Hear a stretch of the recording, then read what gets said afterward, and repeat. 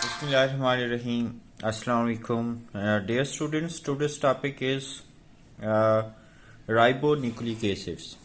इससे previous lecture में बेटा हमने न्यूक्लिक एसिड्स के बारे में पढ़ा था और न्यूक्लिक एसिड्स की टू टाइप्स होती हैं, ये हमने डिस्कस किया था। एक टाइप होती है डीएनए जो हम प्रीवियस लेक्चर में पढ़ चुके हैं।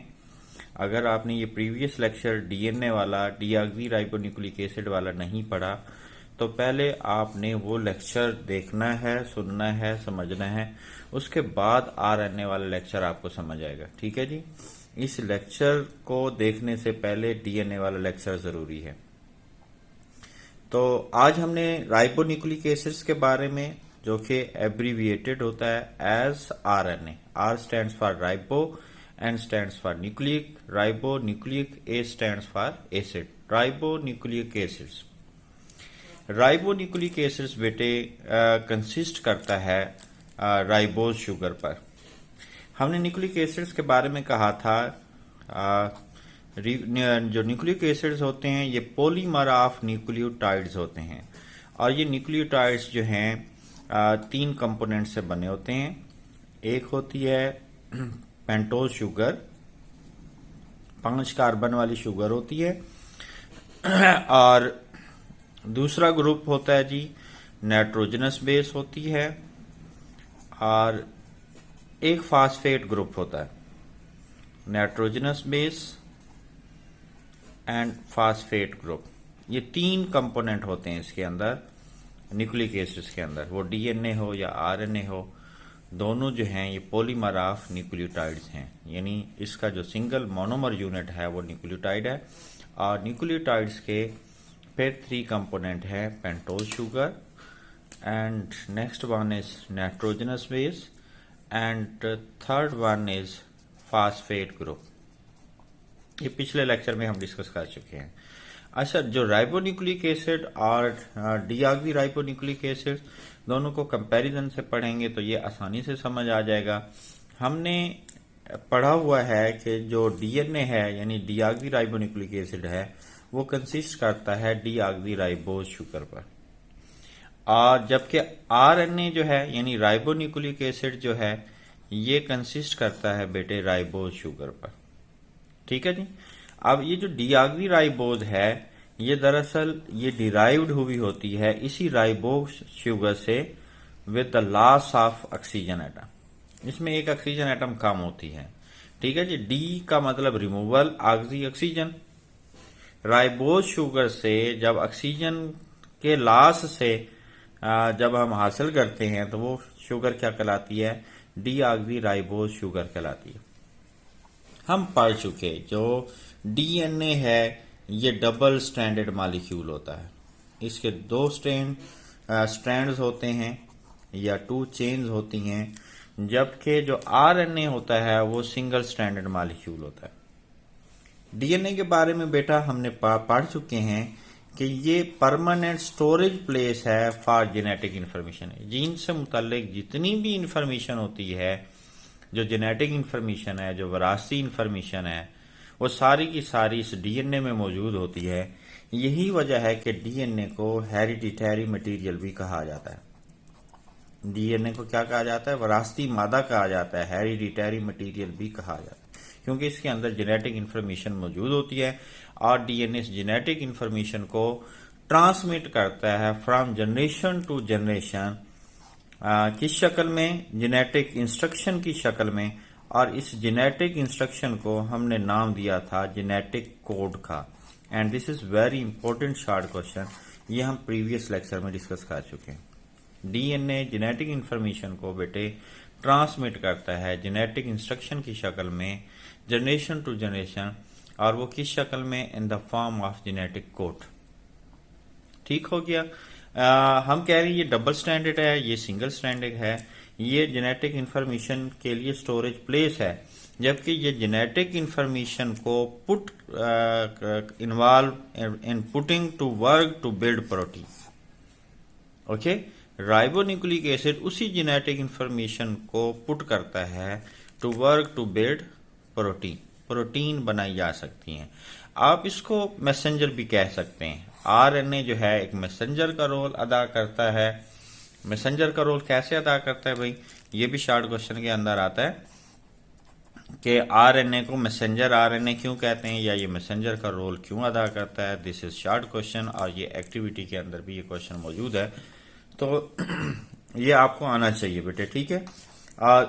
डीएनए जो है ये ट्रांसमिट करता है इंफॉर्मेशन को एक जनरेशन से दूसरी जनरेशन में, ये भी शॉर्ट में आ सकता है। या डीएनए एक हेरिडिटरी मटेरियल है, ये भी शॉर्ट में आ सकता है। तो ये जो पैराग्राफ आपने पढ़ा हुआ है डीएनए से रिलेटेड, ये सारा का सारा आपने लिखना है। और ये मैसेंजर आरएनए के तौर पर कैसे एक्ट करता है, आप जान लें कि जो आरएनए होता है बेटे, ये सिंथेसाइज होता है फ्रॉम डीएनए। आरएनए कहाँ से सिंथेसाइज होता है, डीएनए से सिंथेसाइज होता है। और डीएनए में जो जेनेटिक इंफॉर्मेशन स्टोर होती है, उस जेनेटिक इंफॉर्मेशन को ट्रांसमिट करता है, ठीक है जी। इस आरएनए से सिंथेसाइज्ड हुआ ताकि जो डीएनए में मौजूद जेनेटिक इंफॉर्मेशन है उसको क्या किया जा सके, ट्रांसमिट किया जा सके। कैसे ट्रांसमिट होगी ये जेनेटिक इंफॉर्मेशन जो डीएनए में मौजूद होती है। आरएनए जब डीएनए से सिंथेसाइज होता है तो उस जेनेटिक इंफॉर्मेशन को ये रिसीव करता है, उसको जनाब रीड करता है, रीड करने के बाद डीकोड करता है, और वो जो गिवन जेनेटिक इंफॉर्मेशन है उसके मुताबिक प्रोटीन को सिंथेसाइज करता है।